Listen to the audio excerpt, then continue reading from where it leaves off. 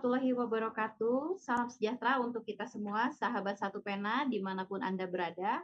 Senang sekali malam ini saya Riri Aiko bisa menemani sahabat Satu Pena semua di acara Obrolan Hati Pena edisi ke-165. Sebuah ruang diskusi yang rutin digelar oleh Perkumpulan Penulis Indonesia Satu Pena setiap hari Kamis pukul 19 sampai pukul 21 waktu Indonesia bagian Barat. Dan hari ini tentunya saya tidak sendirian, saya ditemani oleh rekan saya, Kak Anik. Oke, Kak Anik, hari ini kita akan membahas topik yang saat ini tuh lagi serius dan relevan dengan kondisi negara kita saat ini ya, Kak Anik ya. Ya. Topiknya tentang gelombang PHK di industri pers, pertanda apa? Oke, sebelum kita mulai sesi diskusi, kita simak dulu video dari Mas Bayu. Silakan Mas Bayu.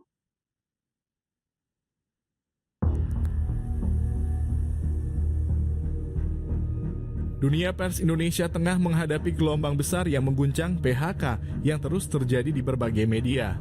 Fenomena ini bukan sekadar soal angka atau laporan keuangan, tapi menyimpan tanda tanya besar tentang arah dan masa depan industri yang selama ini menjadi pilar demokrasi. Menurut data Dewan Pers, sepanjang 2023 hingga 2024, sekitar 1.200 karyawan media, termasuk jurnalis, mengalami PHK. Namun, jumlah sebenarnya kemungkinan lebih besar karena tidak semua kasus tercatat secara resmi.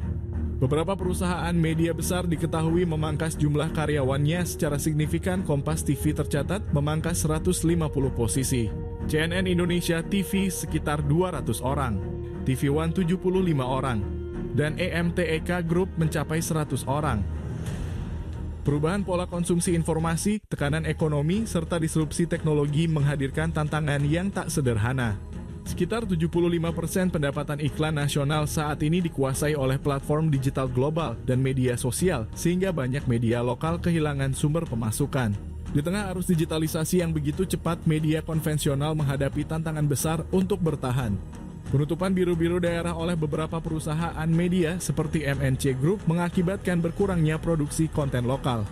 Hal ini berdampak pada keberagaman informasi yang disajikan kepada publik, yang pada akhirnya dapat mempengaruhi kualitas demokrasi.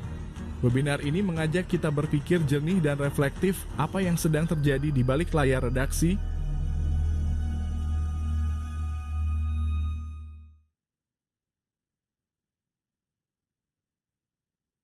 Oke, terima kasih Mas Bayu. Oke.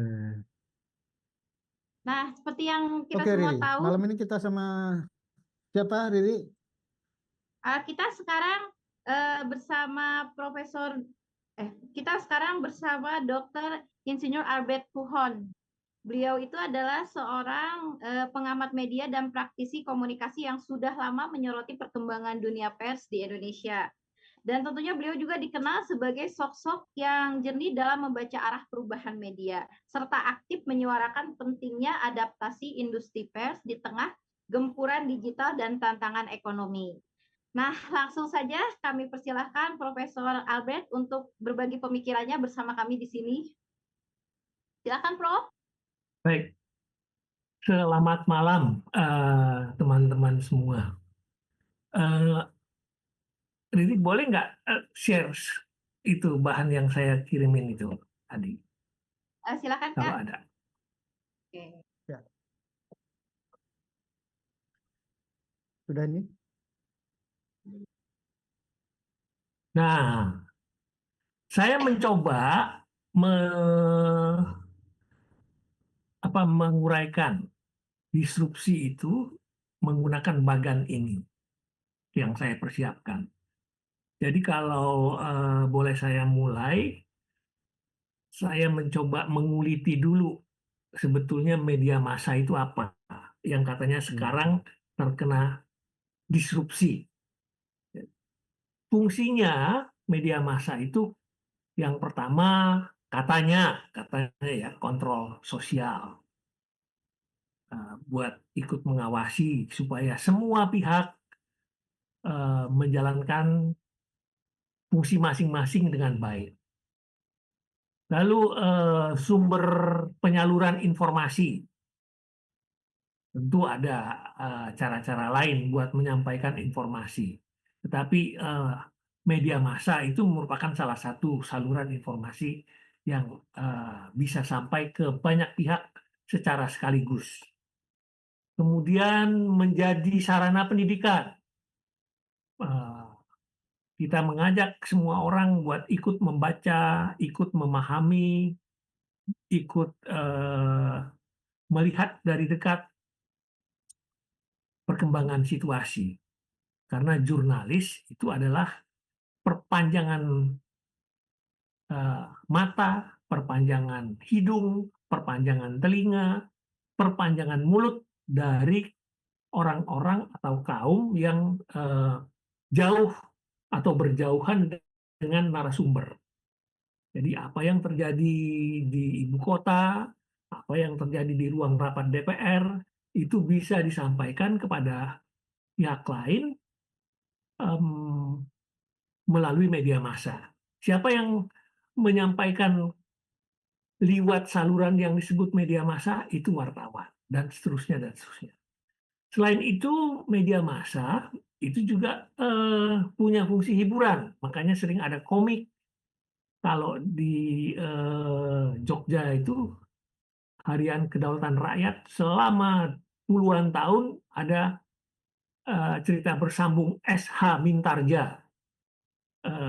Apa itu lupa saya, Nagasa Serasabuk Inten yang puluhan tahun nggak selesai-selesai itu misalnya. Tapi ya digemari sampai sekarang ini di WhatsApp aja masih sering dibagikan tuh cerita-cerita Nagasa Serasabuk Inten dan segala macam derivat-derivatnya.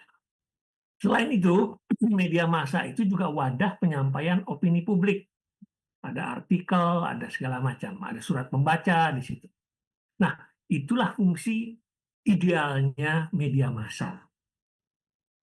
Tentu di luar itu, ya, dulu pada zaman sebelum kemerdekaan, media massa itu menjadi alat perjuangan kemerdekaan. Sesudah Indonesia merdeka, menjadi alat perjuangan menentang pemerintah yang otoriter. Orde Lama, Orde Baru, gitu. Jangan dikira cuma Orde Baru yang otoriter, Orde Lama juga otoriter dulu. Sampai sekitar tahun 50-an awal itu masih mesra-mesra lah antara pemerintah dengan media massa. Di ujung atau di akhir dekade 50-an itu banyak sekali tokoh-tokoh media yang ditangkap, ditahan, dan sebagainya. Ya, itulah cerita tentang idealisme media massa. Lalu kita jenguk sedikit media sosial. Media sosial itu apa sih yang katanya mengganggu begitu rupa sehingga media massa itu banyak yang terjerembab, banyak yang terjungkal, atau banyak yang malah sudah wafat. Media sosial itu sebetulnya fungsinya ketika dibentuk ya, adalah buat si pengguna media sosial punya jaringan atau jejaring, bahasa yang lebih ini lagi ya. Jadi dengan media sosial itu mereka bisa saling menemukan teman atau menemukan teman lama, teman baru, saling berkabar, saling menghibur. Itulah fungsi media sosial awalnya. Belakangan berkembang lagi sesudah itu menjadi alat branding, pencitraan. Kelihatan cantik, kelihatan pinter, dan sebagainya. Berkembang lagi sesudah itu menjadi alat pemasaran. Lalu belakangan baru sesudah itu semua dicapai, barulah muncul profit yang didaur lewat media sosial. Mungkin kita perlu menengok sedikit beberapa media sosial yang kita kenal sekarang. Facebook misalnya. Facebook itu dulu awalnya em, dibentuk di asrama mahasiswa sebetulnya. Apa sih itu? Awalnya cuma sebuah aplikasi yang bisa menampilkan foto dua orang. Kemudian kepada pengguna ditawarkan, dua orang ini mana yang lebih menarik, mana yang lebih cantik, atau mana yang lebih ganteng. Itu awalnya Facebook. Dari mana foto itu diambil? Foto itu diambil dari foto-foto penghuni asrama. Jadi di Amerika itu ada buku atau sejenis itulah, sejenis buku atau sejenis apa namanya simpanan digital yang berisi foto-foto.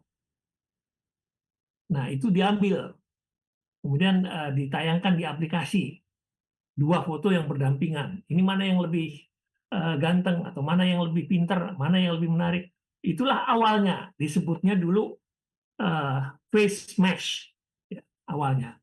Itu sekitar tahun 2003 kalau nggak salah.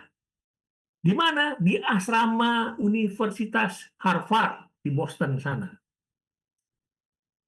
Jangan dikira cuma pekerja kelas bawah atau wartawan yang terdampak oleh disrupsi digital atau disrupsi teknologi.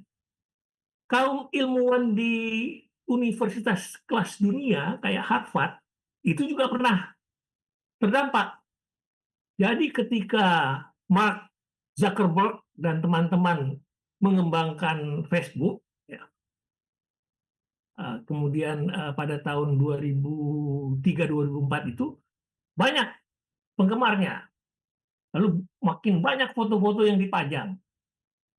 Foto-foto dari mana? Itu yang dikatakan oleh pengurus asrama itu pelanggaran hak asasi. Itu kriminal karena mencuri foto-foto orang, ditayangin di ranah publik. Apa yang terjadi? Mark dan teman-teman itu hampir diusir dari asrama. Malah mau diadukan melakukan tindak pidana, yaitu mencuri hak orang lain, membeberkan privasi orang lain, foto orang dipajang-pajang, dan sebagainya. Itulah awalnya Facebook. Jadi bukan cuma pekerja atau orang-orang yang tidak berpendidikan, kaum profesor di Harvard pun sempat gerah sama tindak tanduknya Mark Zuckerberg ini, yang kemudian menjadi pencipta atau menjadi orang yang sangat terkenal karena Facebook-nya itu melejit. Itu Facebook, ceritanya Facebook. Jadi sesudah 2003-2004 itu khusus buat kalangan mahasiswa, dibukalah agak lebar menjadi semua mahasiswa boleh. Itu pada tahun 2006. Sesudah itu makin lebar lagi, semua orang yang di atas 13 tahun boleh, dan seterusnya sampai sekarang. Facebook itu merupakan salah satu media sosial yang paling banyak digunakan di dunia ini. Kita coba lihat lagi media sosial yang lain. Apa itu?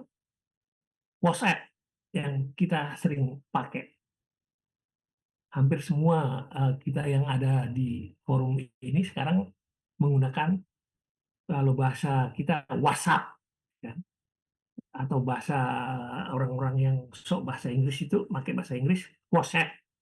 Aslinya WhatsApp itu dimirip-miripkan dengan dialog dalam bahasa Inggris. WhatsApp dude itu biasanya salam, apa kabar lo? Itu WhatsApp dude.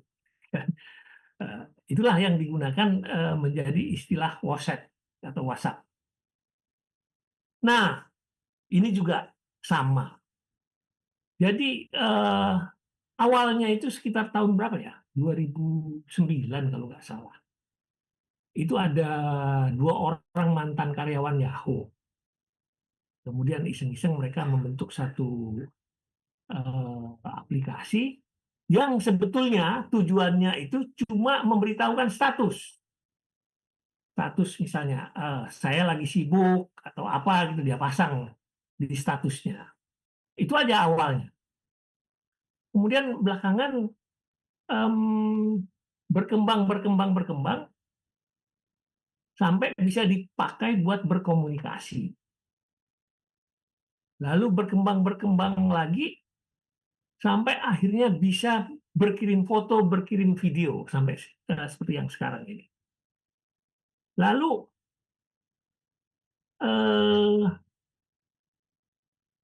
Anda percaya nggak? Itu modalnya sekitar 250.000 dolar pada tahun 2009 itu.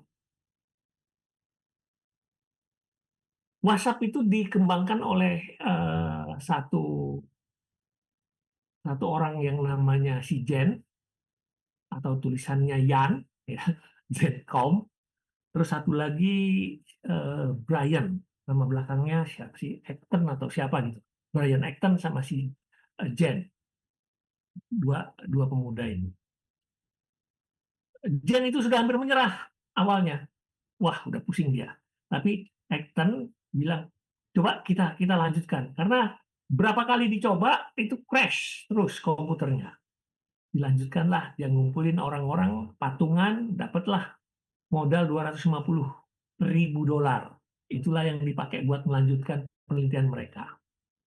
Itu pada tahun 2009. 250 dolar. 5 tahun kemudian, perusahaan WhatsApp itu, atau WhatsApp yang kita kenal, itu dibeli oleh Facebook, tepatnya bulan Februari 2014 kalau nggak salah. Berapa dibelinya? Yang tadinya modalnya cuma 250.000 dolar, dibeli 19 miliar dolar oleh Facebook. Ini saya ceritakan dulu soal-soal ini, nanti baru kita masuk ke disrupsinya belakangan. Jadi dibeli 19.000 miliar. 4 miliar dolar itu tunai dibayar oleh Facebook, buat perusahaan itu dibagi-bagilah sama semua karyawannya. 12 miliar itu saham dari perusahaan WhatsApp itu di Facebook. Lalu yang 3M itu buat si Jen sama si Brian tadi, 2 orang foundernya WhatsApp. Itu ya, itu cerita tentang WhatsApp. Masih banyak lagi, kita bisa lihat juga yang lainnya. Ada apa ya? Instagram itu dikembangkan tadinya cuma Sherlock aslinya. Judulnya Burp. Burp itu kalau di bahasa Indonesia atau bahasa Jawa gelegean. Itu namanya burp. Jadi aslinya Instagram itu adalah aplikasi buat ngasih tahu, gua di sini loh. Tetapi kalau kayak gitu kan mirip dengan yang lain. Waktu itu sudah berkembang Foursquare yang sekarang dijadikan juga buat penunjuk arah. Misalnya di mana letaknya, yang kalau kita cari melalui Google Map, di mana letaknya Tugu Monas. Tugu Monas itu penempatannya ditetapkan oleh Foursquare itu, aplikasi yang namanya Foursquare. Jadi kalau memang cuma menyampaikan lokasi, itu apa bedanya dengan Foursquare? Lalu 2-3 orang yang menciptakan Burp ini kemudian menambahkan, kalau gitu kita tambahin foto, kata si Kevin sama si Mike, kalau nggak salah namanya Kevin sama Mike, tambahinlah foto. Jadi supaya jelas selain lokasi, mereka bisa menyampaikan foto. Kenapa disebut Instagram? Karena sebetulnya itu singkatan dari instan kamera dan telegram. Jadi gambar yang bisa disampaikan sekaligus. Itulah kemudian yang membedakannya dengan Foursquare. Lah, bagaimana ininya? Perkembangannya. Perkembangannya begini loh. Mereka memodali usaha itu dengan $500.000 pada tahun 2010. $500.000 2010. Kemudian melejit, naik sedikit. Pada 9 April 2012, kalau nggak salah ya, 9 April 2012. Itu dibeli oleh Facebook. Berapa dibelinya? Barang yang tadinya modalnya itu cuma $500.000 pada tahun 2010, ketika dibeli Facebook di tahun 2012, harganya menjadi $1 miliar. Itu barang kalau memang lagi rezeki kayak gitu, ya. Kemudian kita lihat lagi apa yang lainnya ya. Twitter, Twitter juga sama itu. Twitter itu tadinya malah cuman aplikasi buat diskusi internal. Kita ngobrol kayak itulah grup WhatsApp itu. Kita bisa diskusi. Itulah Twitter aslinya di sebuah perusahaan kecil. Lalu perusahaan itu diakuisisi oleh perusahaan lain. Sama sistem-sistemnya, sama semua yang ada di dalam perusahaan itu. Begitulah ceritanya. Diakuisisi sekitar tahun 2008 kalau nggak salah ya.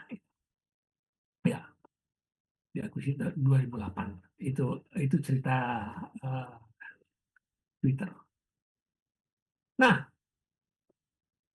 2008 diakuisisi, nggak lama kemudian ada konferensi di Amerika itu tentang sesuatu yang dibicarakan secara interaktif di dalam satu konferensi besar. Memang rezekinya si Twitter ini, orang-orang yang menciptakan Twitter itu menggunakan kesempatan itu memasang layar besar sekali, ada 2 layar yang kira-kira 60 inci dipasang di kiri kanan. Nah, semua percakapan yang di-upload lewat Twitter ditayangin di layar itu. Jadi semua peserta konferensi itu bisa melihat karena merasa tertarik, mereka juga ikut berkomunikasi lewat Twitter dan ditayangkan lagi di layar itu. Nah, dalam satu hari itu, yang tadinya sekitar 20-30 ribu, tweet mendadak menjadi 60 ribu. Dari situlah kemudian Twitter itu menjadi melejit. Dan seterusnya, dan seterusnya. Lalu, kebecut. Ya, Twitter yang tadinya cuma buat diskusi internal, ketika Aung San Suu Kyi di Burma itu yang sudah terpilih secara demokratis, digulingkan oleh tentara, dan tidak bisa memberitahu siapa-siapa di luar negeri, cerita penggulingannya itu sampai ke beberapa negara lain melalui Twitter. Kemudian dan seterusnya. Lalu sebetulnya di Twitter itu berlangsunglah sejenis pengadilan anarkis massa. Ya. Kalau pembulian lah kalau bahasa kita sekarang ya. Nah, kemudian Datang satu orang yang mungkin mau menegakkan demokrasi atau merasa terpanggil, namanya Elon Musk. Dia bilang, wah ini Twitter harus dibenahi. Dia coba masuk menjadi direksi lewat pembelian saham. Ternyata diganjal sama orang-orang Twitter. Orang-orang Twitter juga tahu Elon Musk ini konyol juga, gitu kan. Nah, diganjal. Akhirnya Elon Musk marah, ya. Terjadilah kemudian pembelian Twitter pada tahun 2021 atau 2022 itu. Dia beli semuanya. Kalau nggak salah berapa ya? 44 miliar dolar. Kalau nggak salah dibeli. Sengaja dia beli semuanya. Tujuannya apa? Begitu habis dia beli, langsung dia pecat bos-bosnya. Semuanya itu.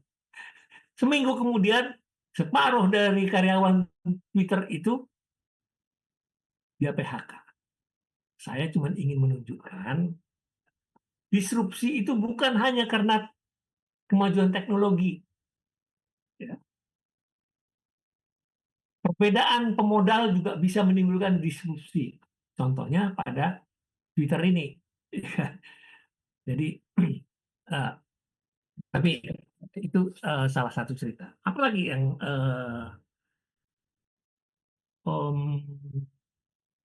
belum kita bahas?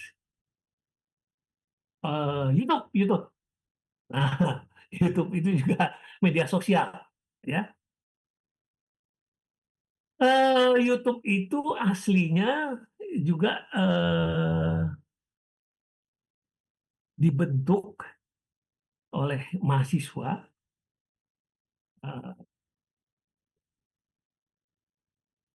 tujuannya kalau nggak salah anak muda, saya lupa mahasiswa apa bukan.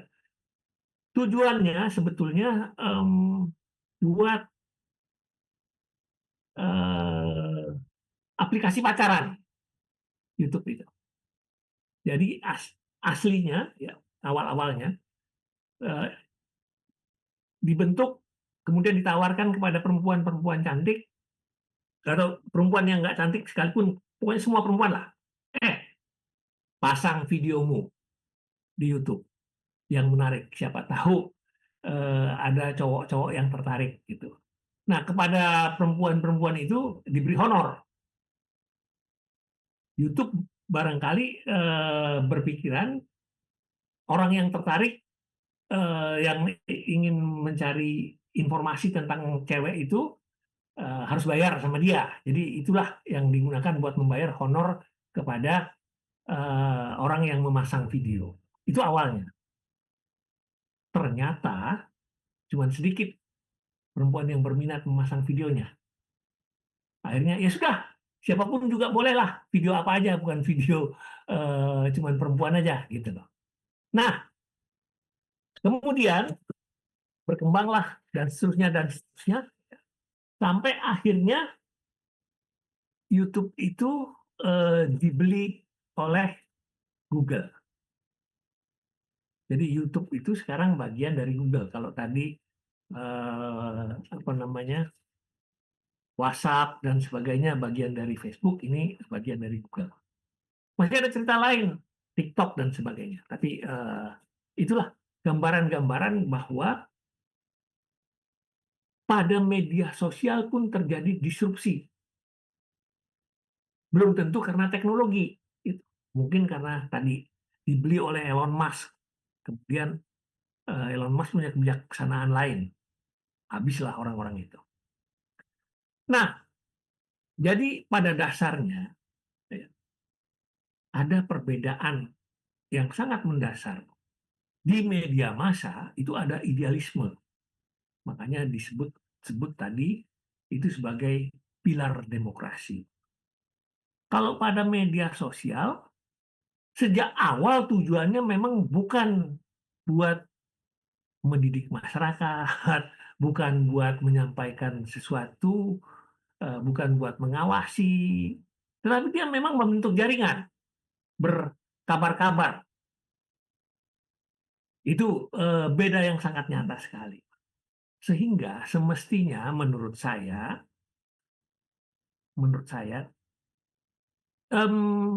secara idealisme, secara basic tidak ada benturan antara media sosial dengan media massa. Lalu benturannya di mana? Nah, ketika media massa sudah berubah dari wahana perjuangan. Kalau dulu media massa itu wahana perjuangan kemerdekaan. Begitu sudah merdeka, dia menjadi wahana perjuangan demokrasi, membentur pemerintah. Ketika pemerintah menang, ya udahlah, kalau gitu kita cari duit aja. Menjadilah dia wahana cari duit, industri. Nah, disitulah ketika dia mencari duit, sementara media sosial, atau kalau kita lihat belakangan itu muncul kemungkinan beroleh profit. Nah, ya. Sementara media massa juga mencari profit. Itulah yang menyebabkan benturannya. Tadinya nggak ada benturannya. Lalu kita bisa memetakan. Sebetulnya bagi wartawan, kalau dia betul-betul wartawan, tidak masalah kalau dia betul sebagai wartawan. Kenapa? Wartawan itu, kalau kata Yakob Utama, dan kata guru-guru saya, ketika saya awal tahun 70-an jadi wartawan di Jogja, wartawan itu harus menjadi seorang wartawan bukan buat jadi kaya. Katanya begitu. Jadi wajar kalau kebanyakan wartawan tidak menjadi kaya. Celakanya, wartawan yang jadi kaya lupa bahwa dia wartawan. Ya kan? Banyak yang kayak gitu. Sesudah dia jadi kaya, dia lupa bahwa dia sebetulnya dulu seorang wartawan. Tapi dia masih ngotot aja. Saya ini wartawan loh. Nggak mau disebut pengusaha. Cuma udah kaya. Gitu kan. Anyway, kita beralih dulu dari situ. Kita bedah dulu. Sebetulnya apa sih yang terjadi? Apa yang timbul dengan kehadiran teknologi digital ini? Saya boleh mundur ke belakang. Dulu, awal-awal dekade 90-an, tidak ada media massa cetak yang percaya sama internet. Tidak ada yang awal tahun 90-an itu internet itu dianggap, alah itu kan cuma ecek-ecek aja, tidak mengganggu. Saya ingat ketika saya masih tugas di luar negeri, media cetak pertama yang mengakuisisi atau mengakui keinternetan atau digitalisasi itu adalah Washington Post di Washington DC sana. Tahun 92 itu ada sejenis pertemuan yang namanya Asosiasi Surat Kabar Amerika, Asosiasi Penerbit Surat Kabar Amerika, ANPA, Association of Newspaper Publisher of America, ANPA. Di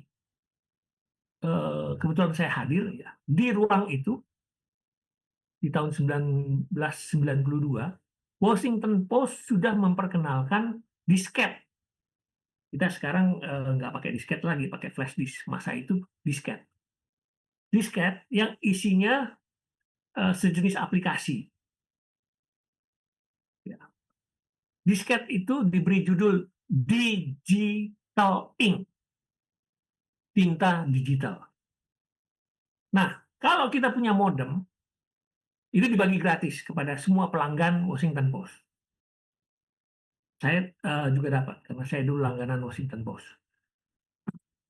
Menggunakan disket itu, Kalau kita punya modem, malam-malam begini ya, kita masukin disket itu, kita pasang modem kita, nyambunglah kita ke modemnya Washington Post, kita bisa baca koran yang akan terbit besok pagi. Buat saya sebagai wartawan yang bertugas di Washington, itu sangat membantu.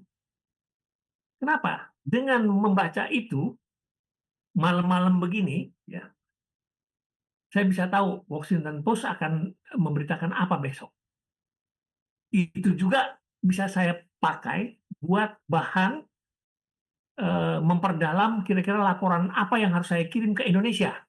Karena malamnya di sana adalah paginya di Indonesia.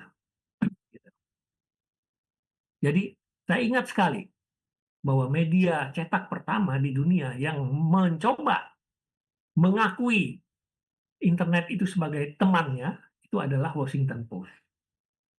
Yang lain tidak. Saya kebetulan kuliah di Amerika dulu sambil jadi wartawan tentang manajemen teknologi. Cerita sedikit. Saya kepala biro suara pembaruan di sana dulu. Tahun 95 saya sengaja dipanggil pulang buat memberi briefing kepada direksi. Apa sih, kemana kita harus mengarahkan teknologi? Lalu saya bilang, karena saya kebetulan kuliahnya teknologi, manajemen teknologi, dan saya bilang, di tahun 95, orang-orang masih Pentium 2, dan sebagainya. Pentium 2 kalau nggak salah. Saya bilang, penelitian di Amerika sudah sampai Pentium 7. Ah, masa iya? Lalu tahun 95 itu saya jelaskan juga. Kita tidak bisa bertahan sebagai koran sore. Kita harus mikirin.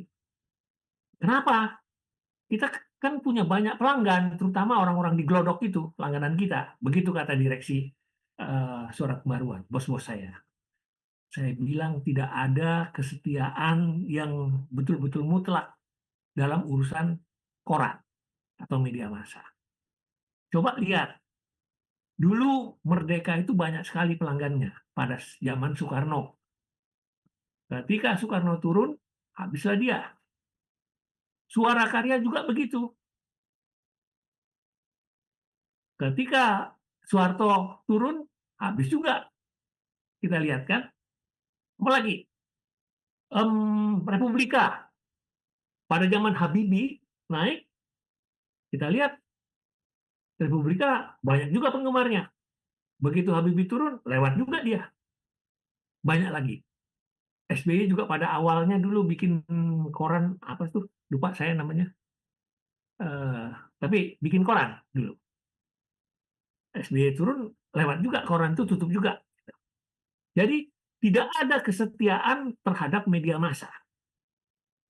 Tidak ada juga, walaupun itu berideologi dan sebagainya. Tidak ada.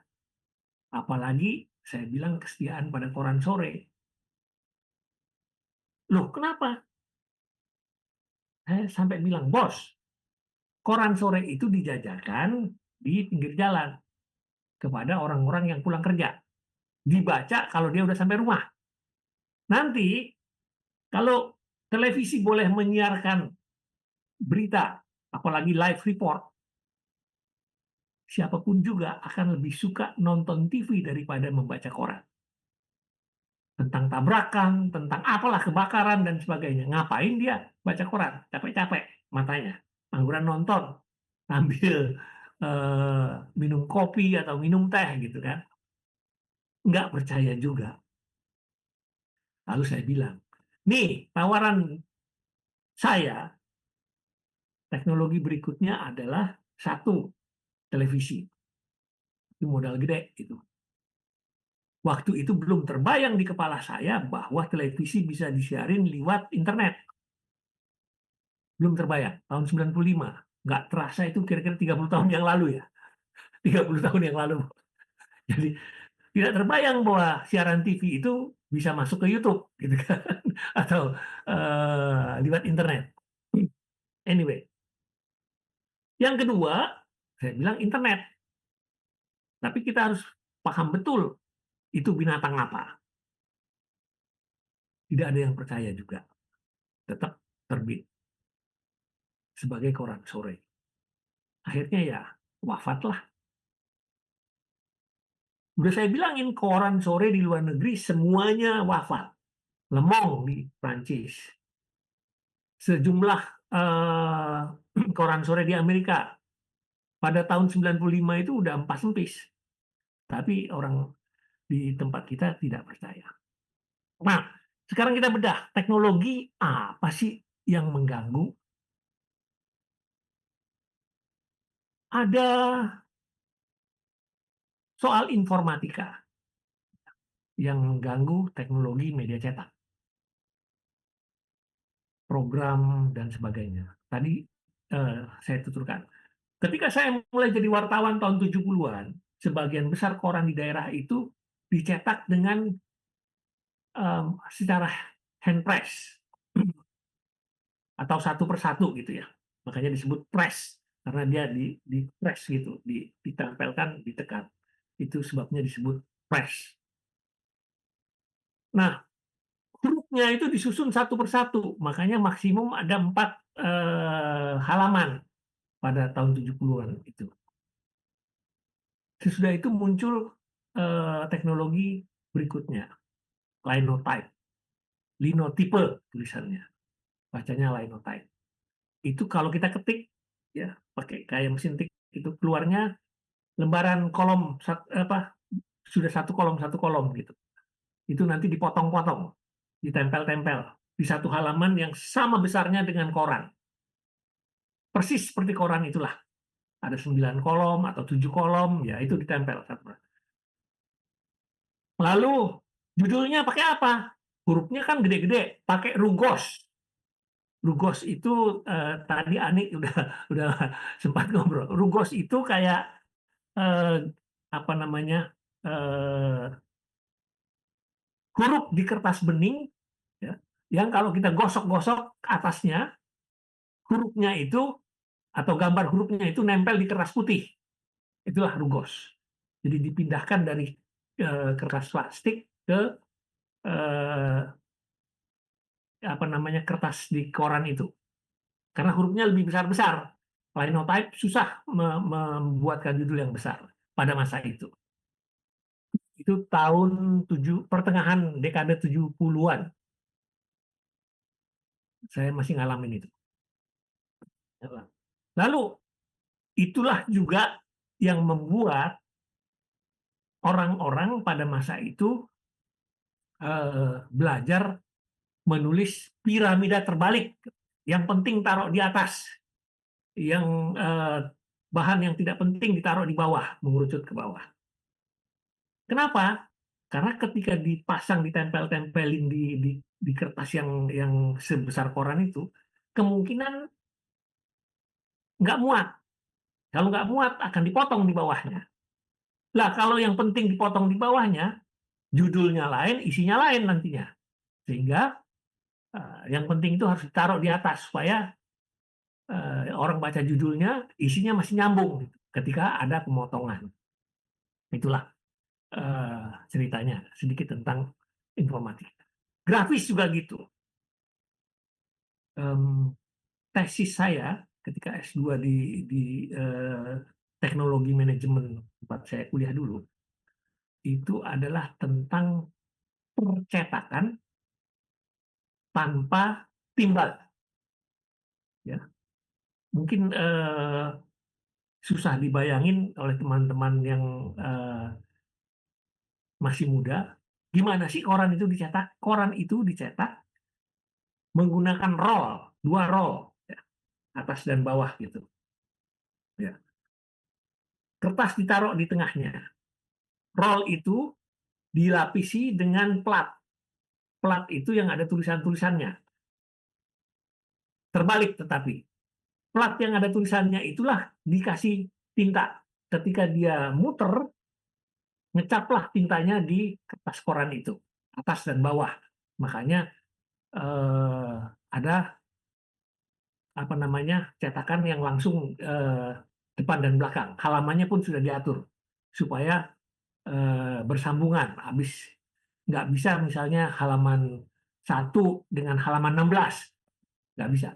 1 ya kira-kira dengan 1 dengan 16, 2 dengan 15, jumlahnya harus 17 itu. Supaya ketika ditekuk itu masih tetap bisa berurutan nantinya. Jadi ketika saya sampaikan juga kepada direksi, akan tiba masanya kita tidak lagi mencetak dengan cara begini. Nggak mungkin, katanya. Loh kok nggak mungkin? Saya bilang, printer itu kan sama aja pencetakan, tapi dia nggak pakai pelat. Tapi kan printer cuma satu-satu. Loh, kan itu tinggal kemajuan teknologi aja. Bisa satu-satu, kalau ada kemajuan teknologi bisa menjadi lebih cepat lagi. Dan bisa menjadi kertas yang lebar. Nggak percaya juga, ya sudahlah. Nah, itulah apa namanya perkembangan-perkembangan. Kadang-kadang memang orang tidak percaya. Pengolah data itu juga tahun 82 pemilu itu masih dihitung secara manual hasilnya. Ya.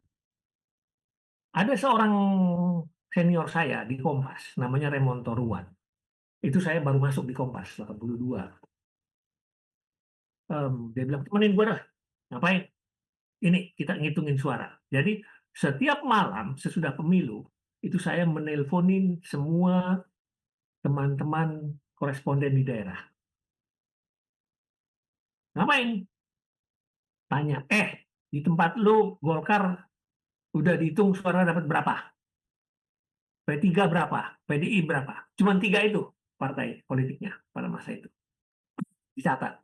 Itulah oleh Raymond dimasukkan ke dalam pengolah data. Belum ada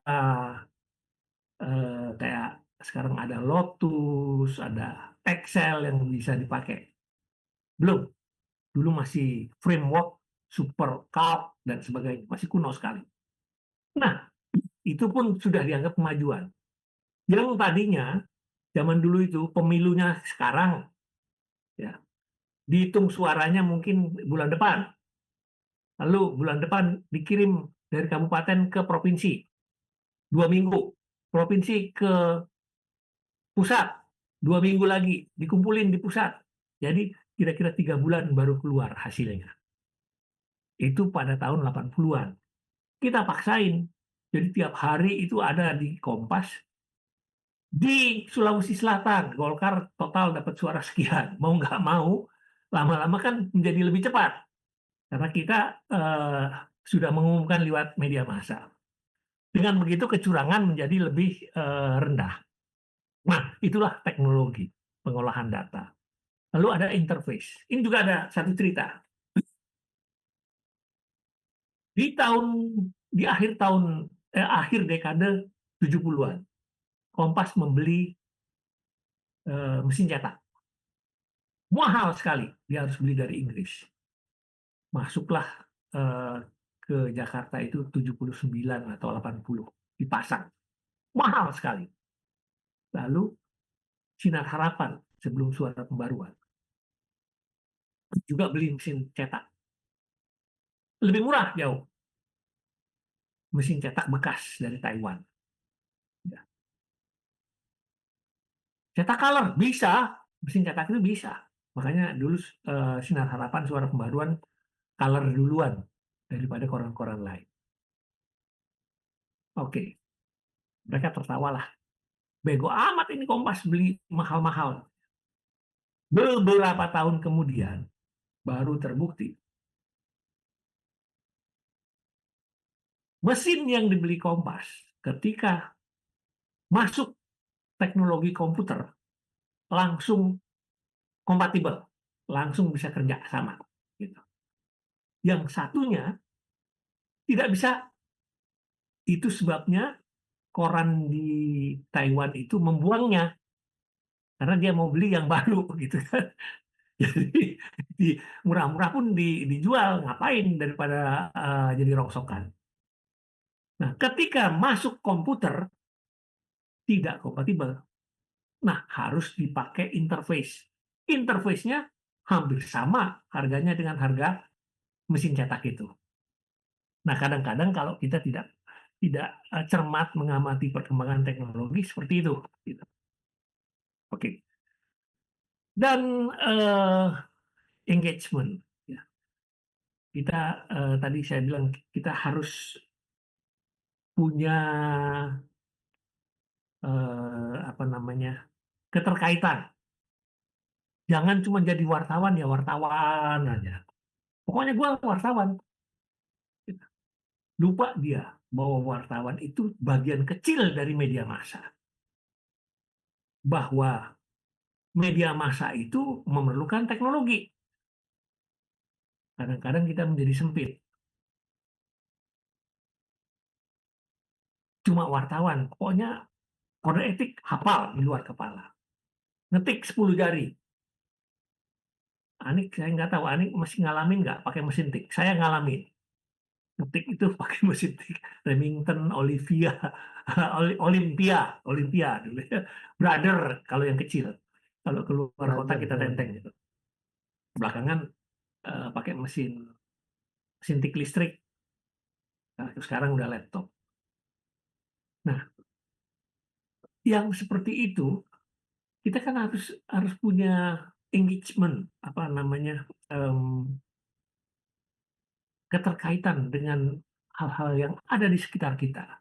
Kita harus tahu, jangan seperti tadi itu saya kasih gambaran Sinar Harapan membeli karena dia nggak mengikuti perkembangan teknologi, dia pikir wah ini bisa cetak warna juga kok, ngapain beli mahal-mahal. Ketika muncul teknologi yang baru tidak kompatibel. Oke. Itulah soal teknologi. Jadi kalau kita tidak memahami teknologi atau kita tidak mencermati teknologi, bisa-bisa memang kita terjebak pada situasi seperti itu. Nah, apa sih kaitannya teknologi? Mau nggak mau harus kita ambil. Tidak bisa lagi kita mengatakan nggak mau saya dengan teknologi itu. Kita kan padat karya. Nggak mungkin lagi kita menerbitkan koran sekarang ini dengan pola cetak yang menyusun huruf satu persatu. Nggak mungkin. Dan itu namanya ini apa namanya kebijakan lokal. Tapi kan mustahil. Itu namanya orang gila. Udah tahu itu tidak mungkin tapi dipaksakan juga. Anyway, itu tentang teknologi. Apa sih kaitannya? Ada urusan ekonomi di sini. Ya. Kita harus memilih teknologi yang pas, yang menjamin ekonomi. Kenapa? Tadi udah saya bilang. Antara media massa dengan media sosial, itu ada satu bidang yang bertabrakan. Namanya urusan profit. Ketika media massa sudah mulai mencari profit, sementara media sosial naik, dia sudah branding, sudah bisa mendapat profit juga, nah bertabrakanlah mereka. Nah, urusannya berarti ada urusan ekonomi di sini. Pengelola media massa harus memilih pakai teknologi atau tidak. Secara ekonomis dia harus pakai teknologi. Kenapa? Dengan begitu dia bisa mendapat keamanan dalam pengembalian modal. Karena media massa itu padat modal. Tidak bisa seperti sekarang. Kalau mau tidak padat modal, seperti media online. Kalau media online, penghasilannya juga sedikit. Tersiap-siap lagi. Ya kan? Karena modalnya juga kecil. By the way, saya terusin dulu sedikit. Jadi secara ekonomis memang membuat pemilik media massa atau investor harus selektif. Lalu harus juga dia paham bahwa teknologi itu memungkinkan segala sesuatu lebih instan, lebih cepat. Dulu saya sempat wawancara Clinton tahun 92 kalau nggak salah, pemilihan presiden di Amerika. Tapi fotonya nggak bisa saya kirim. Kenapa? Karena foto itu harus saya cuci dulu. Cucinya itu 1 hari. Habis itu ngirimnya dari Amerika ke Jakarta, paling cepat lewat pesawat. Pesawat pun bisa 2 hari. 27 jam. Jadi sudah terlambat. Kalau mau saya harus pergi ke kantor AP, Associated Press, atau kantor-kantor berita asing lain, lalu nitip, bayar mahal-mahal buat dikirim filenya ke Kompas atau ke Suara Pembaruan. Jadi foto tidak bisa dikirim. Sekarang kita potret langsung bisa kita kirim, bisa lewat WhatsApp, bisa lewat email, lebih instan. Jadi secara ekonomi teknologi itu memungkinkan lebih cepat, lebih murah. Ya. Lalu teknologi juga kalau kita pakai itu bahasa saya itu non-emo, artinya tidak emosional, nggak ngambek-ngambek. Coba kayak Riri atau Ani gitu kan, disuruh ngelembur, kurang uang lemburnya, ngambek dia. Kalau teknologi kita suruh kerja terus-menerus, nggak ngambek dia, jadi non-emosional. Dan masih ada banyak pertimbangan lain yang memungkinkan secara ekonomis, mau tidak mau, pengusaha itu memilih teknologi memang. Tidak bisa lagi mempertahankan yang non-teknologi. Dampaknya apa? Yang positif-positif. Dampaknya penggunaan teknologi itu menjadi lebih mudah. Segala sesuatu. Ngirim Ani atau Riri sekarang nulis artikel lewat HP, kirim, bisa langsung. Kalau dulu kita harus ketik dulu. Habis kita ketik, kita cari kantor telegram atau kantor pos, kirim lewat faksimili. Sampai ke tempat yang kita kirimin harus diketik ulang, dan seterusnya. Sekarang enggak. Filenya bisa kita kirim hanya lewat genggaman tangan. Jadi lebih mudah. Kemudian kerjaan menjadi lebih ringan. Kita nggak perlu lagi nenteng-nenteng mesin tik yang berat.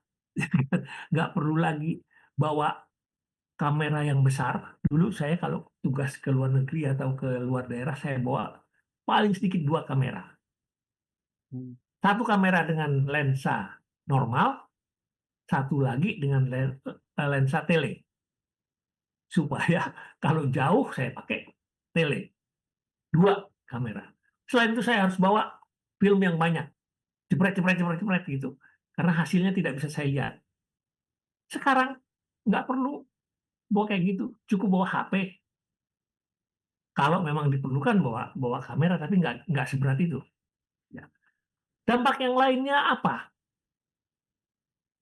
Lebih efektif, lebih efisien, tadi udah saya uraikan. Lalu semua itu apa? Apa akibatnya? Akibatnya adalah mau tidak mau terjadi pengurangan tenaga kerja. Saya ingin kembali ke hal awal yang tadi saya sebutkan. Mestinya kalau wartawan atau penulis mestinya tidak terdampak. Kenapa? Karena ketika kita memulai karir kita sebagai wartawan, kita memulai karir kita sebagai penulis, kita sudah tahu kita tidak bakal kaya. Cuma persoalannya kan, loh tapi kan dapur menjadi terganggu. Tidak juga kalau kita tidak takut miskin. Itu yang saya pegang dalam hidup saya. Jadi saya berusaha, saya keluar dari Kompas. Mungkin teman-teman sudah dengar, karena saya mendirikan serikat buruh di sana. Bos-bos Kompas nggak suka, saya disuruh mundur. Bertahun-tahun saya tetap jadi wartawan, tapi tidak boleh nulis. Dan harus absen tiap hari. Kebayang kan? Nggak ada yang negur di tempat kerja karena menganggap kita kayak berpenyakit kusta, pemberontak gila, gitu. Harus hadir, karena kalau tidak hadir 3 hari berturut-turut kita dianggap mengundurkan diri.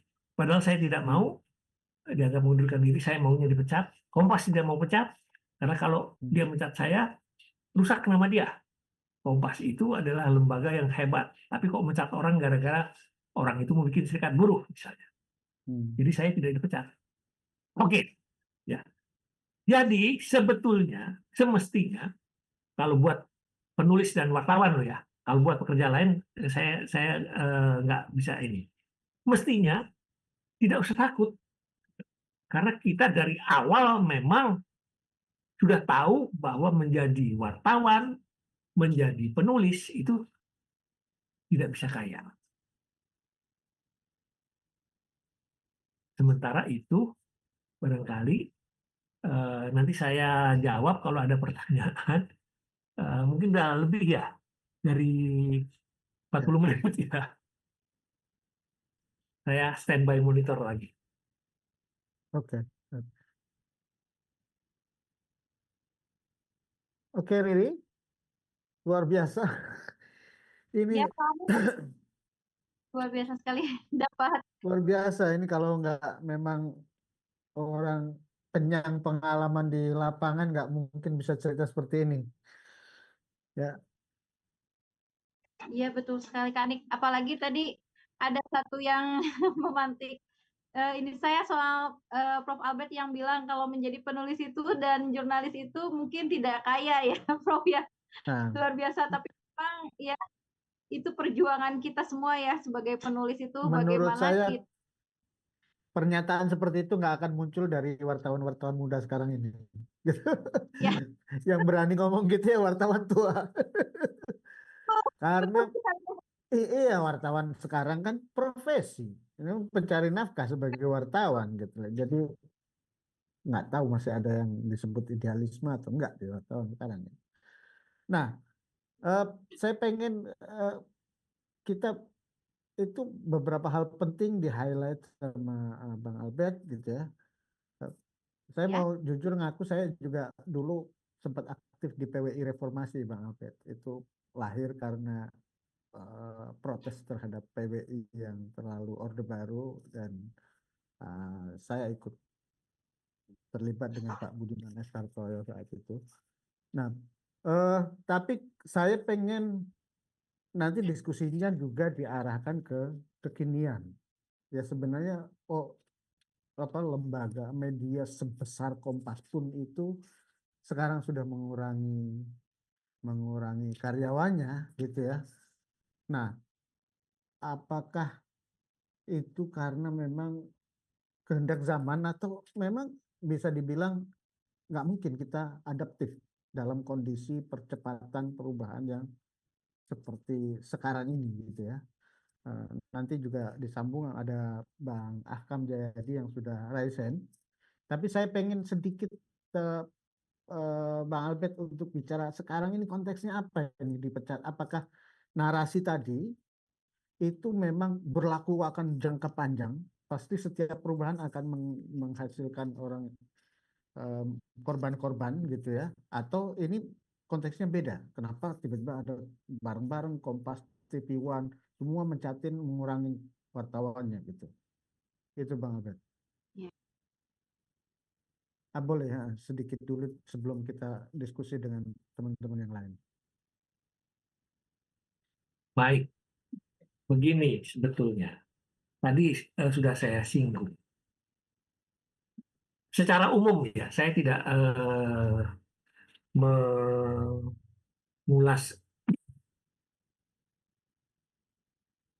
terlalu rinci. Secara umum, kalau dulu iklan itu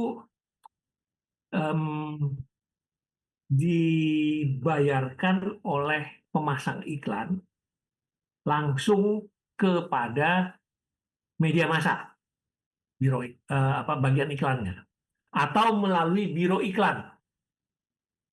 Ada macam-macam dulu, Citra Lintas lah, apalah, lupa saya. Ya, Mentari apa ya, ya gitu-gitu deh. Ada sejumlah biro iklan besar. Melalui biro iklan itulah kemudian perusahaan-perusahaan membayar kepada media massa. Itu dulu. Tarifnya berapa? Tarifnya yang menentukan Kompas, yang menentukan media massa. Kompas karena keterbacaannya lebih tinggi, artinya satu koran itu bisa dibaca oleh 3 orang, maka kalau tirasnya 500.000, dia menganggap koran itu ya dibaca oleh 1,5 juta. Jadi kalau masang iklan seharga 1 juta buat ukuran sekian milimeter kolom atau sekian sentimeter kolom, itu nggak rugi karena iklan itu dibaca oleh 1,5 juta, gitu loh. Jadi murah dibandingkan dengan masang di tempat lain yang harganya lebih murah, mungkin cuma 200.000, tapi pembacanya cuma 50.000 pembaca, kan menjadi mahal, gitu. Pembaginya kalau di Kompas itu kan atau di koran yang besar, pembaginya menjadi lebih besar sehingga dianggap lebih murah. Nah, itulah tentang iklan pada zaman dulu, pada zaman bahela. Sekarang iklan itu diambil oleh Google, distribusinya yang mendistribusi Google. Bagaimana menghitungnya? AI.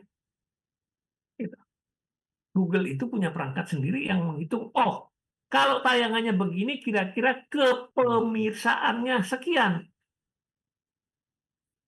Sehingga di YouTube itu kan ada ketentuan misalnya. Oh, kalau mau dapat iklan harus tayang terus-menerus selama 40 jam, misalnya gitu. Harus 40 jam itu diselesaikan dalam waktu 1 bulan, sehingga per hari sekian menit tayangannya, dan sebagainya, dan sebagainya. Ada persyaratan seperti itu. Siapa yang ngukur? Yang ngukur bukannya Google mantengin satu persatu, nggak perlu. Ada software tertentu yang bisa menghitung kliknya berapa. Itu kira-kira yang membuat akhirnya semua media lain tidak kebagian. Karena media sosial menjadi kebagian lebih banyak. Gitu kira-kira rasionalisasinya kenapa terjadi disrupsi dalam hal ekonomi. Sebetulnya bukan karena teknologinya, tetapi karena soal rebutan kue iklan itu. Gitu loh, Pak. Oke. Jadi ada konteks iklan juga. Serapan iklan yang diambil alih sama Google ya. Dan sekarang media-media ini iklannya seragam semua gitu. Ya. Aneh-aneh pula gitu kan. Oke. Ada Pak Hakam Jayadi yang sudah raise hand. Silakan Pak Hakam. Ya baik, makasih Mas Hanik, Mbak Riri. Selamat malam Pak Albert.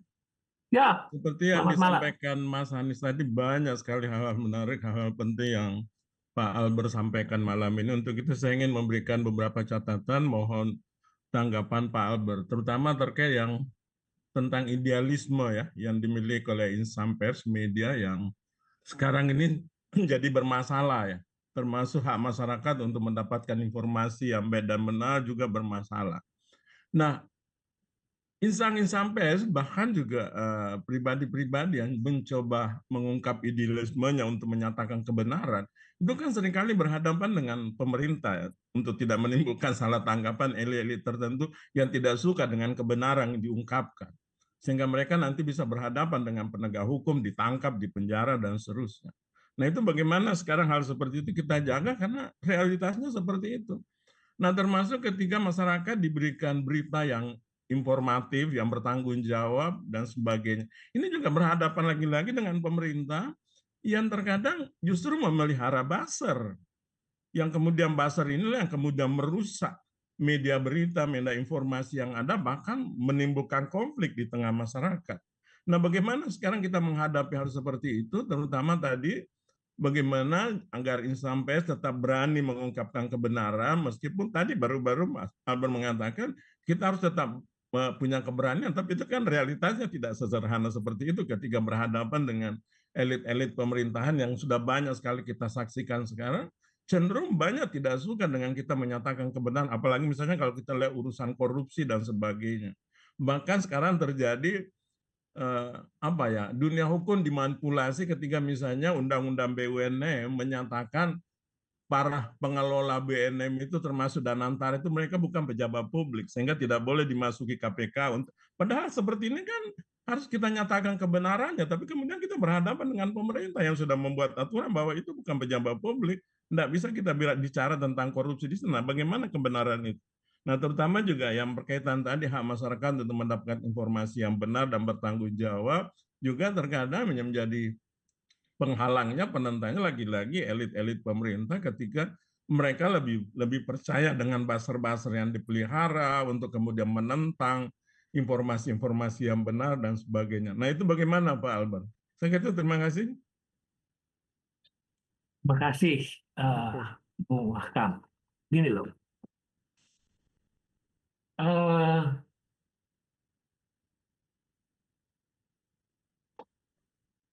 hubungan antara media, pemerintah, dan masyarakat itu seperti segitiga sebetulnya.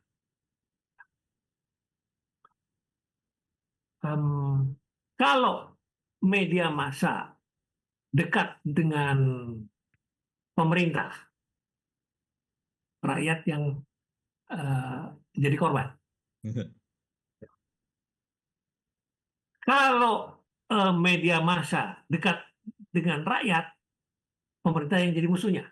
Selalu begitu dari dulu. Itu bukan sekarang saja. Zaman Orde Lama pun sama. Muhtar Lubis keluar masuk penjara. Enggak Bahaudin, pimpinan Indonesia Raya, sama keluar masuk penjara. Pemberedelan itu bukan di zaman Soeharto saja. Di zaman Orde Lama tahun 58, 59, tentara yang pada saat itu belum berkuasa penuh itu sudah sering memberedel surat kabar. Jadi kalau soal benturan dengan kekuasaan itu di mana-mana sama. Sekarang ini ya masih bulan Februari lalu lah, atau Januari. Ada satu penyiar CNN yang di layar mengatakan saya mundur. Dan dia berpesan pada teman-temannya supaya sebagai wartawan kita tetap harus menyuarakan kebenaran. Kenapa dia mundur dari CNN? Karena dia dipindahkan dari jam siarannya di prime time menjadi ke siaran malam. Gitu. Kenapa dia dipindahkan? Karena waktu itu Trump baru naik, Donald Trump. Apa urusan dia sama Donald Trump? Tahun 2018 dia pernah berantem. Dia bertanya kepada Trump hal-hal yang sensitif. Trump bilang, sudah cukup, jangan diterusin. Dia tetap nanya terus. Sampai akhirnya salah satu ajudan Trump merampas mic itu, tambah marah dia. Gitu. Nah, sejak itu sampai akhirnya kartu pers White House, kita kalau mau meliput White House kayak di sinilah, pers istana, itu ada kartunya khusus. Punya si Acosta namanya. Punya si Acosta ini diambil. Jadi tidak berlakukan, jadi dicabut. Nah, jadi bukan cuma di Indonesia, di negara yang katanya paling demokratis sekalipun seperti Amerika terjadi hal seperti itu.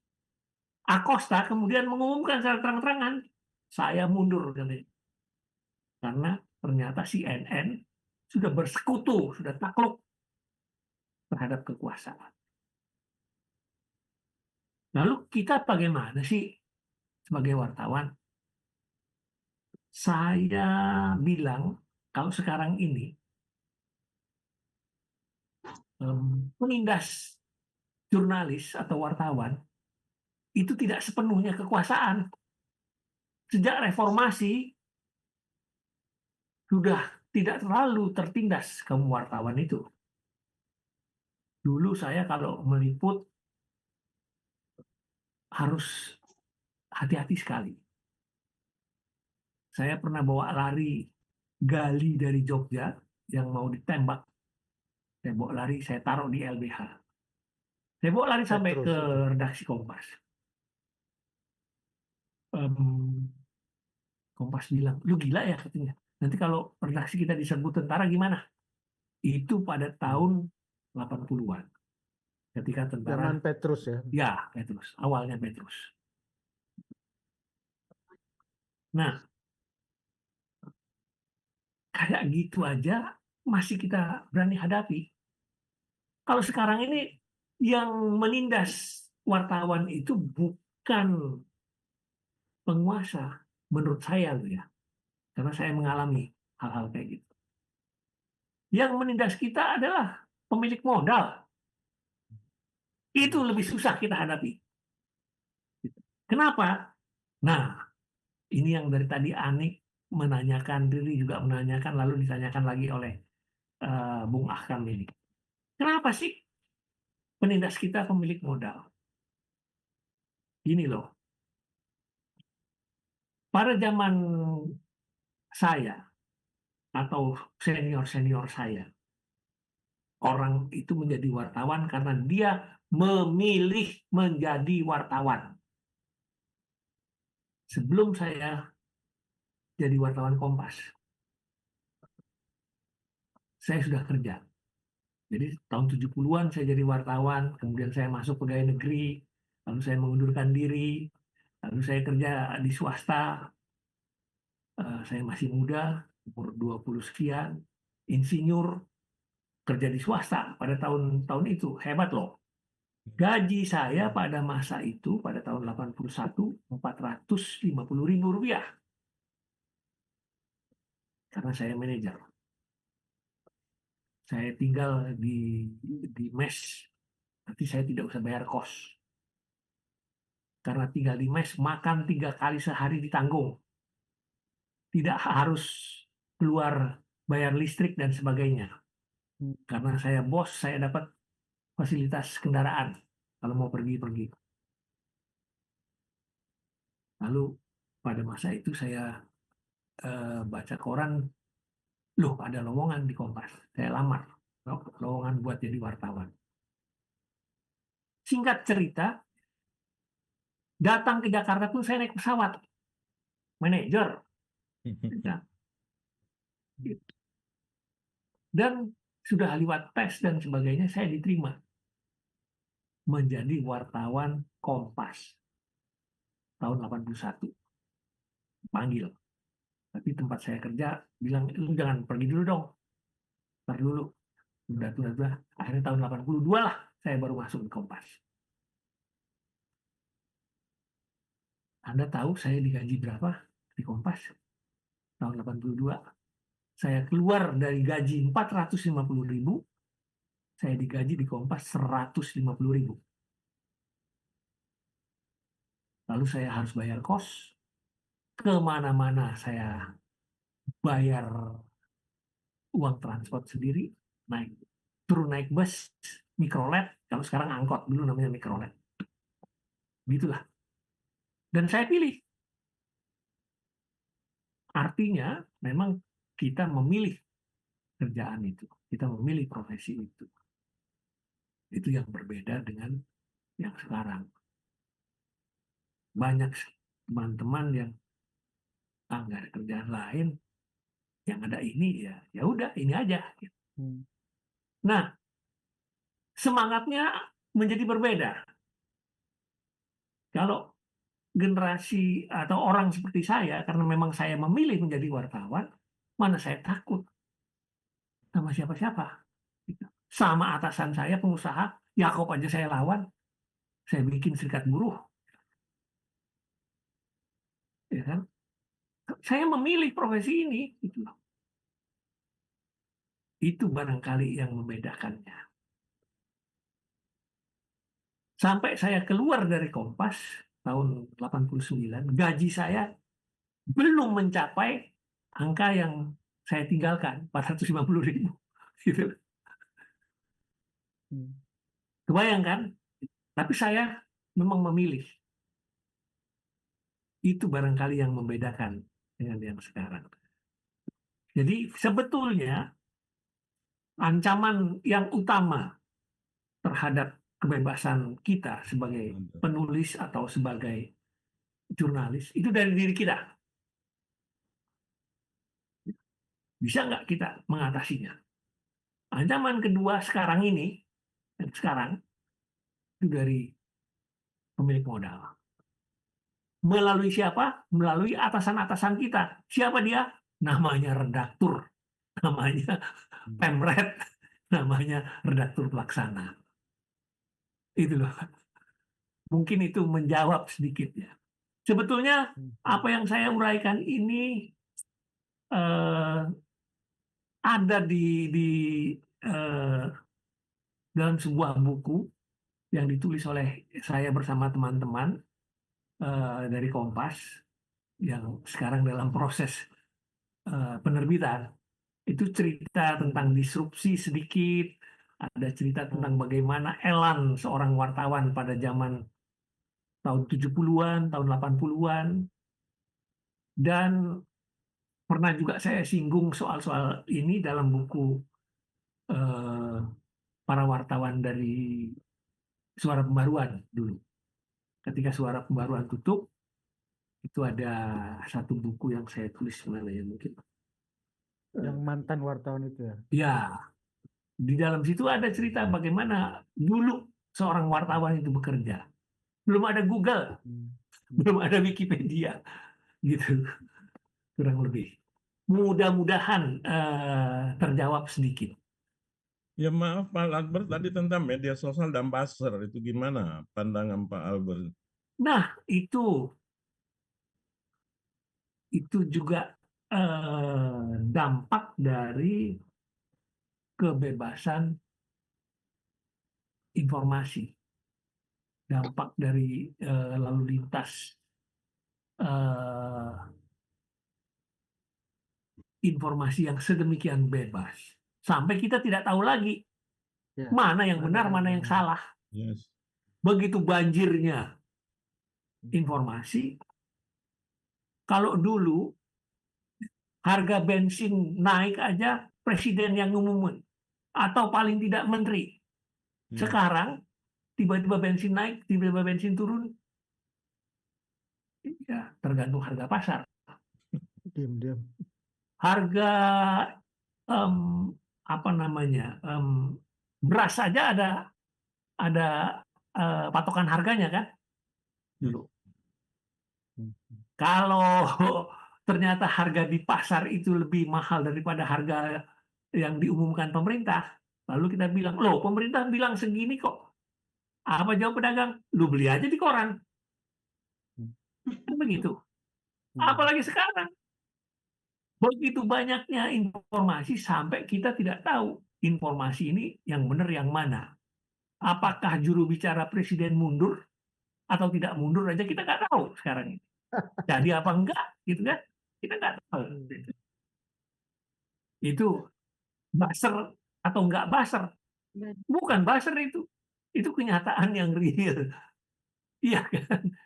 Ya, ya, ya. Gitu kira-kira. Jadi bukan salah buzzer sebetulnya. Kita sendiri yang tidak mampu menjelaskan secara tuntas. Kalau kita mampu, tadi saya udah bilang, media massa itu salah satu adalah fungsinya Kontrol sosial. memberi pendidikan.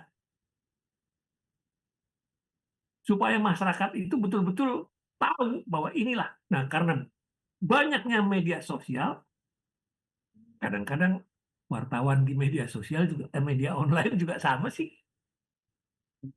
Mohon maaf sepenuhnya. Gitu. Ya. Gitu, Bung Arkam. Terima kasih, Pak Albert. Ya, saya juga punya agak beda ngelihat buzzer itu, Pak Agam. Justru saya ngelihat buzzer itu justru pertarungan yang lebih sehat dari kebebasan. Itu indikator kebebasan karena tidak bisa dengan mudah pemerintah kita membredel-bredel lagi. Jadi perlawanannya adalah dengan pembelokan opini, ya kan? 5-10 tahun yang lalu tuh nggak kebayang ada satu media yang seperti yang dilakukan sekarang ini oleh Project Multatuli misalnya. Dan itu masih berdiri sampai sekarang kan. Itu kan keras sekali melawan pemerintah gitu loh. Jadi saya kira itu justru buzzer itu indikator kebebasan berbicara yang kuat, bahwa mereka melawan dengan pembelokan opini bukan dengan pengkangan gitu loh. Gitu. Bagi saya ya. Nah, tapi saya pengen Riri ada, kalau enggak saya mau melanjutkan. Oke, boleh Kak. Kalau ini menanggapi soal buzzer nih Kak. Buzzer juga kan itu termasuk penulis ya Kak ya.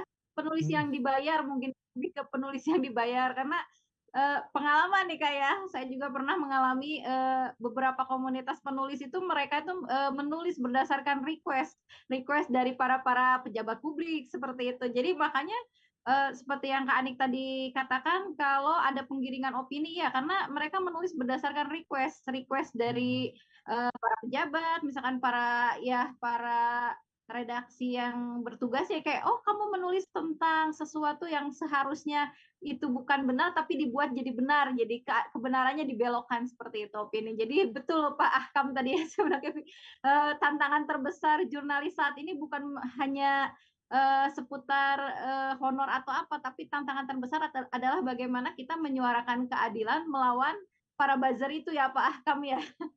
Ya kurang lebih seperti itu gitu tantangan terbesar para penulis juga saat ini. Baik, Dan kita sekarang kembali lagi Kak. Ya. Bikin media online gampang sekali Pak Agam. Siapapun bisa bikin sekarang gitu loh. Nah, ini ke depan Bang Albert ya. Ini akhir dari media mainstream atau enggak?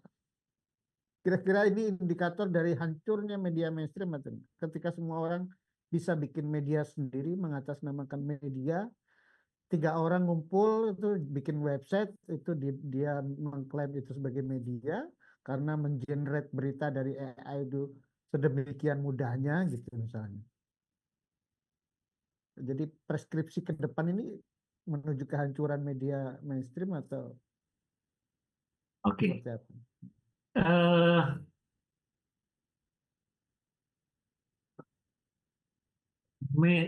Media yang sekarang kita sebut mainstream sebetulnya udah bukan mainstream.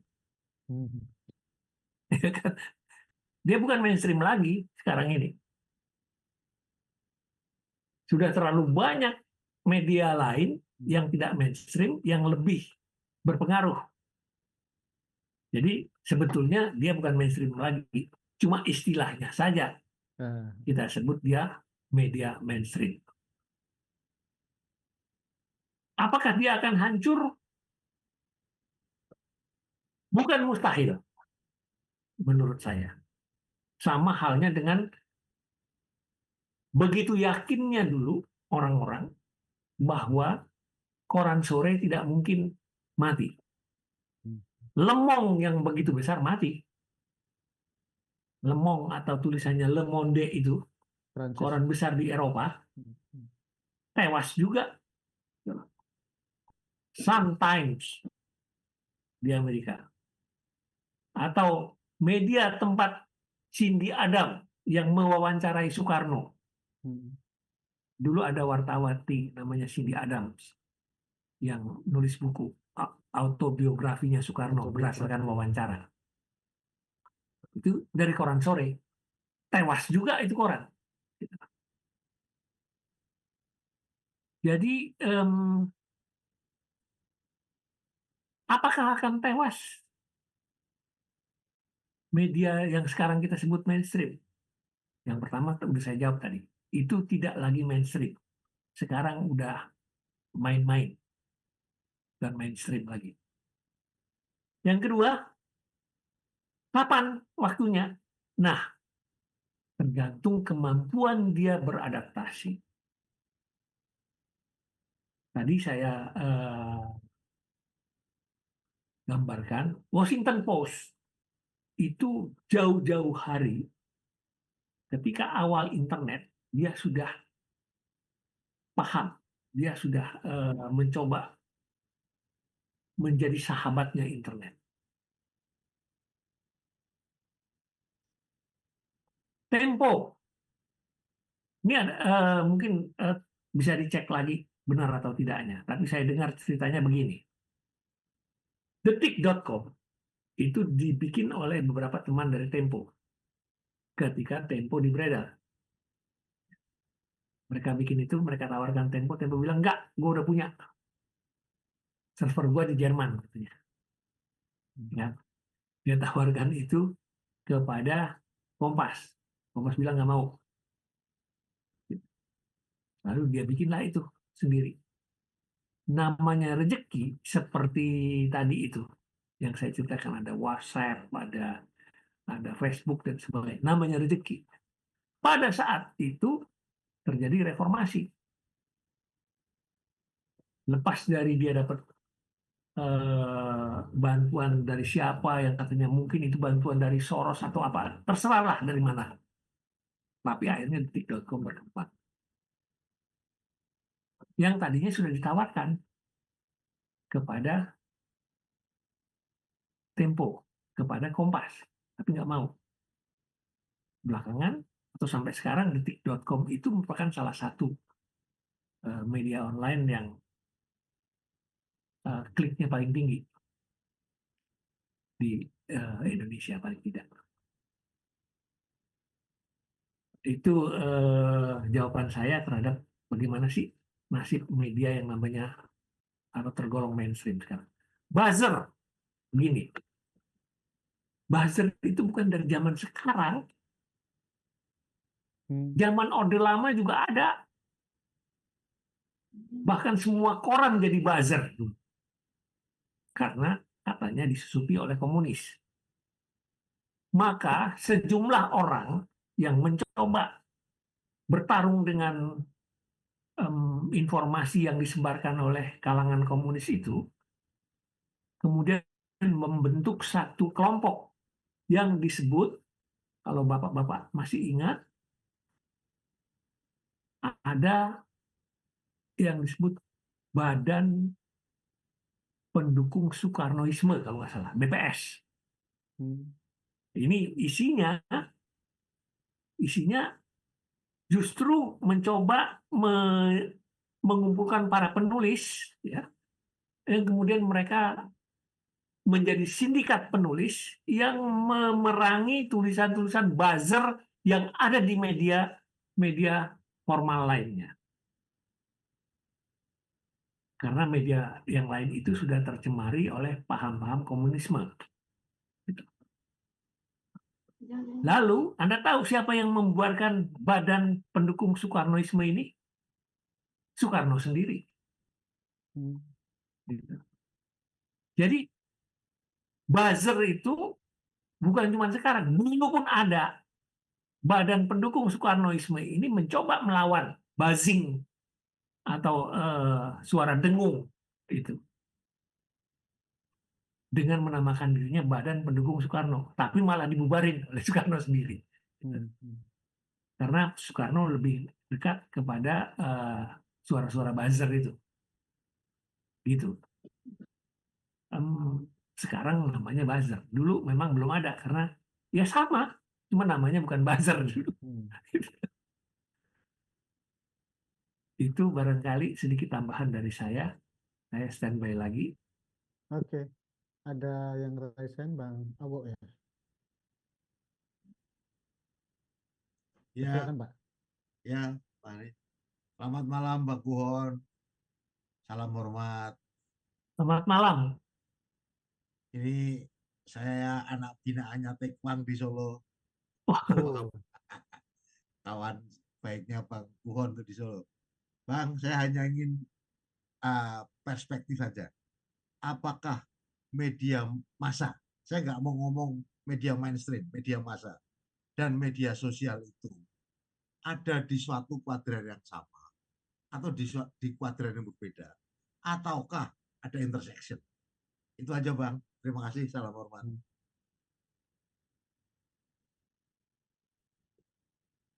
Ini pertanyaan yang bagus, tapi sulit dijawab secara tegas. Sebetulnya saya sudah uraikan dari tadi. Pada awal kita ngobrol. Mungkin bisa ditampilkan lagi, Anik, itu tadi ininya, oh ya. diagramnya. Jadi sebetulnya secara real, ya, kita bisa lihat antara media massa dengan media sosial sejak awal dilahirkan memang beda. Media massa itu punya fungsi kontrol sosial, penyebaran informasi kepada masyarakat, pendidikan, ada hiburannya, juga ada penjabaran atau penyebaran opini publiknya. Itu di media massa. Sementara di media sosial, sejak dia lahir, semua media sosial itu sejak lahir, itu memang fungsinya lain. Dia pembentukan jejaring, pencarian teman baru atau teman lama. Itu awalnya. Sesudah itu meningkat. Kalau sudah punya jaringan, sudah punya teman banyak, mulai pencitraan. Habis pencitraan, mulai ada yang dipasarkan. Sesudah itu baru datang profitnya. Sementara di media massa, yang tadinya pada awal perjuangan, zaman Belanda dan sebagainya, media massa itu wahana atau alat perjuangan. Itu pada zaman Belanda. Di buku yang tadi saya sebutkan, yang tentang wartawan Kompas itu, ada sejarahnya di situ. Tapi ringkasnya, pada masa penjajahan, media massa di Indonesia itu alat perjuangan. Sesudah Indonesia merdeka, terjadi bulan madu pertama antara media dengan pemerintah. Tidak lama, sesudah konstituante dibubarkan, semua kekuasaan kembali ke tangan Soekarno secara tunggal, media massa mengalami himpitan yang cukup berat. Itu mulai tahun 58-59. Itu situasi media massa. Kapan dia mulai berkembang? Pada tahun 80-an, ketika Harmoko bilang, hey, media massa harus jadi industri, harus berbentuk PT. Semua yang yayasan diubah menjadi PT. Itulah masanya media massa mencari profit, mencari untung. Karena namanya perusahaan, di dalam akte notarisnya disebutkan itu. Tujuannya apa? Mencari keuntungan. Nggak ada di antara kita ini yang mau bikin perusahaan tujuannya apa? Memberi pendidikan. Tidak ada. Atau bikin perusahaan tujuannya apa? Memperjuangkan kemerdekaan. Tidak ada. Jadi yang namanya perusahaan pasti mencari keuntungan. Nah, itulah yang membuat pertarungan antara media massa dengan media sosial. Ringkasnya, ketika media massa mulai mencari profit dan profitnya itu atau penghasilannya terganggu oleh media sosial, itulah terjadi perbedaan kuadran. Kalau dilihat dua-duanya sama, itu alat komunikasi, sarana atau wahana komunikasi. Cuma secara lahir, sejak dia lahir, memang beda tujuannya. Ujung-ujungnya menjadi sama. Apa itu? Sama-sama mencari profit. Ketika itulah mereka bertarung. Kebetulan media massa itu tidak bisa dengan mudah beralih teknologi. Dia punya mesin cetak yang besar. Tiba-tiba kita mau bilang, lu jangan pakai mesin cetak lagi, pakai server aja. Kan nggak bisa. Sementara media sosial nggak perlu modal gede-gede. HP aja cukup. Jadi, perlawanannya memang tidak seimbang. Ini ada semut, tapi 2 juta. 2 juta semut melawan 1 ekor kucing. Kalah kucing. Kurang lebih seperti itu gambarannya. Mudah-mudahan terjawab.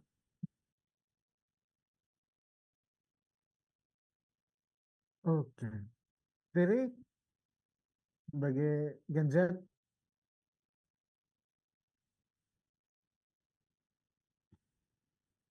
gimana Riri? Ya, Kak. Hmm. Sebenarnya saya masih ada satu pertanyaan nih, Pak Prof. Albert, yang mau ditanyakan. Masih bisakah? Oke. Masih bisa, tapi ada juga Pak Ahmad Mukhlis yang juga rese kan? Pak Ahmad, Nggak apa-apa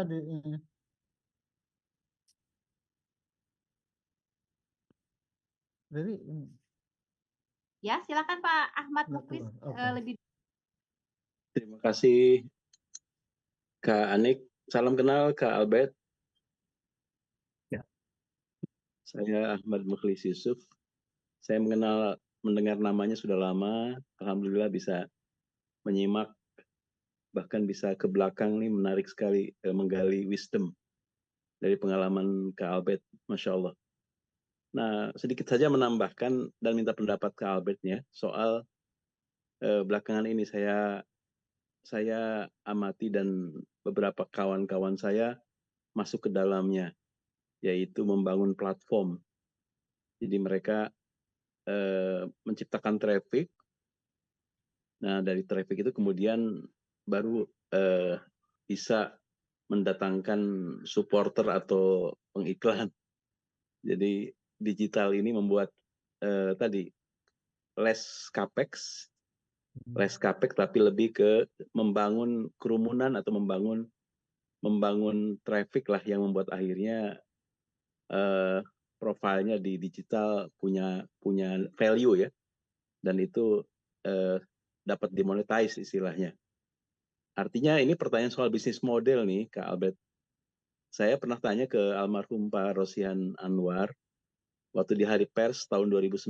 Saya duduk di sebelah beliau dan beliau waktu itu keynote speech. Kan biasanya sebelum Hari Pers ada konvensi ya. Saya tanya waktu proklamasi atau kemerdekaan ada yang disebut dengan pers kemerdekaan. Zaman Bung Karno pers revolusi, zaman Pak Harto pers pembangunan. Lalu kali ini apa sebenarnya esensi perjuangan pers? Apa esensi perjuangan bagi media? Nah, Pak Rosihan Anwar akhirnya menjawabnya secara terbuka dalam forum itu. Beliau mengatakan pers yang sejati adalah pers yang mengkomunikasikan harapan, hope, karena itu akan lebih langgeng dan dia akan dibangun oleh kredibilitas. Dan ini sejalan dengan yang disampaikan oleh Bill Kovac di dalam Element of Journalism itu, bagaimana kredibilitas is a key. Dan ini sejalan dengan apa yang disampaikan oleh Pak Rosihan, kalau tidak kredibel, Anda akan ditinggal. Nah, pertanyaan saya nih, apakah ini masih berlaku ya? Karena saya melihat yang hari ini bisnis modelnya jalan yang kredibel gitu. Yang ketahuan itu pesanan atau yang ketahuan itu ada orang sponsor di belakangnya, itu lama-lama ditinggal.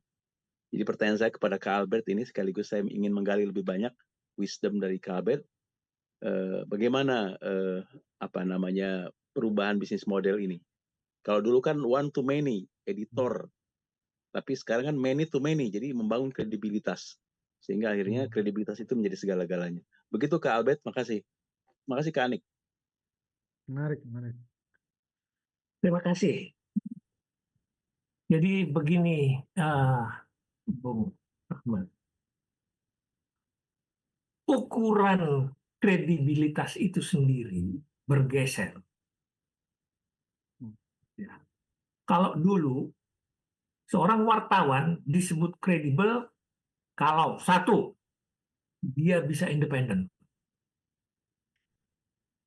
Kedua, tidak takut memperjuangkan kebenaran. Ketiga, dia disebut kredibel kalau tulisannya berdasarkan fakta. Itu beberapa ukuran kredibel pada zaman-zaman saya, zaman-zaman Bung Ahmad dulu, dan sebagainya. Tapi sekarang, Mbah Google itu punya ukuran lain. Anda atau saya disebut kredibel kalau situs saya atau situs Anda banyak yang ngeklik. Itu berarti kredibel. Itulah ukurannya. Kita disebut kredibel kalau akun kita itu banyak followernya. Itulah credibility. Itulah ukurannya. Gitu. Soal benar apa enggak, Kak, bukan urusan. Karena Google tidak mengukur itu benar apa enggak. Mengukurnya ini penggemarnya berapa. Dan kue iklan dibagikan berdasarkan itu. Persoalan apakah pemirsanya percaya atau tidak, itu tidak diukur oleh Google. Yang diukur pemirsanya nonton apa enggak. Nonton itu belum tentu percaya. Dulu orang membeli loh ya, membeli media massa kalau dia percaya sama media itu. Sekarang nggak usah beli kok. Sekarang gratis, tinggal klik gitu. Jadi dulu salah satu ukuran credibility adalah media itu dibeli apa enggak. Tirasnya berapa. Karena orang hanya membeli kalau dia percaya. Nggak mungkin dia beli media itu kalau dia nggak percaya. Sekarang kan enggak. Orang menjadi follower kalau dia suka. Bayangin, Indonesian Idol aja pakai, ayo klik gitu. Itu Indonesia, itulah kredibilitinya, ukuran kredibilitas. Iya kan? Itu kira-kira jawaban saya. Bahwa ada pergeseran barometer atau ukuran kredibilitas. Dulu kita mengukurnya pakai satu, wartawan itu terima amplop apa enggak. Kedua, dia berani tidak menyuarakan hal-hal yang benar. Ketiga, tulisannya berdasarkan fakta apa enggak. Misalnya begitu. Sekarang itu kliknya berapa ya? Followernya berapa ya? Gitu. Itu barangkali. Terima kasih Kak Albert. Mantap ini.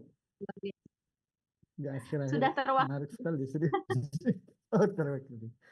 Oke, saya tadi disebut-sebut Bill Kovac, saya ingat pantau yang paling ini ya. Wah, itu betul-betul elemen jurnalisme itu dipakai. Tapi memang kalah, nggak terjual gitu loh. Jadi yang membangun idealisme dengan susah payah itu malah memang nggak laku gitu loh. Jadi berat hidup ini. Jadi, oke, waktunya tapi udah habis ya Riri ya. Iya, Eh, kita ya udah jam 9. Kita kayaknya silakan udah Riri. harus closing. Ya, silakan Kak Ani. Oke, kita tutup, kita jumpa minggu depan. Tapi sebelum itu saya pengen pesan terakhir setengah menit lah dari Bang Albert sebagai betul-betul tokoh senior yang saya nggak tahu nyari contohnya di wartawan sekarang itu bisa atau enggak. Jadi saya punya beberapa nama wartawan-wartawan senior yang idealis, tapi sekarang nyari yang begitu itu susah sekali Bang Albert. Monggo.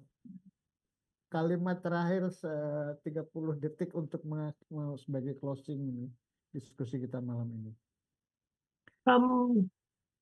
Biar bagaimanapun juga, fakta itu tidak bisa diperkosa.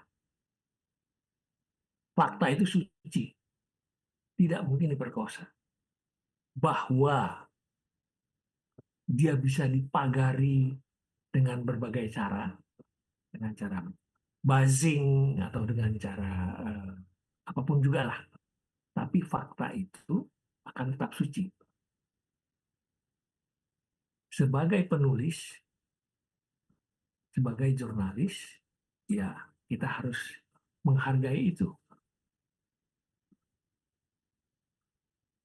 Jadi kita menjadi jurnalis bukan buat cari nafkah, bukan buat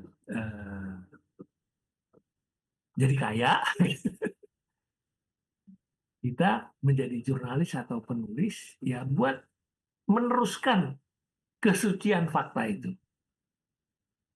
Itu aja dari saya. Oke, Terima kasih. luar biasa, luar biasa. Luar Oke. biasa sekali. Menginspirasi generasi muda ini luar biasa sekali. Oke, terima kasih untuk semua Bapak Ibu yang sudah hadir di acara diskusi Satu Pena malam ini, dan saya Riri Aiko serta Kak Anik undur diri. Mohon maaf bila ada kesalahan dan sampai jumpa di webinar selanjutnya. Assalamualaikum warahmatullahi wabarakatuh.